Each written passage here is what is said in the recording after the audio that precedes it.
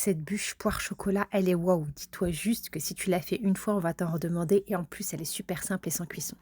Tu vas prendre ta mascarpone, tu vas rajouter de la crème liquide entière, tu vas battre un peu le tout. Ensuite, tu vas rajouter de l'arôme de vanille ou du sucre vanillé, ça dépend ce que tu as chez toi. Tu vas rajouter 4 cuillères à soupe de sucre, tu réserves. Là, tu vas réserver un peu de crème de côté que tu vas mélanger avec du chocolat fondu. Pour le reste, tu vas laisser tel quel vanillé. Celui-là, tu vas le mettre au frais, ça sera pour la couverture.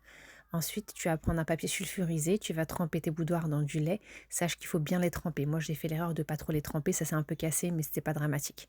Là, tu vas étaler ta crème uniformément sur tes boudoirs. T'essayes de pas en trop en mettre sur les bords. Bon, après, c'est pas dramatique aussi.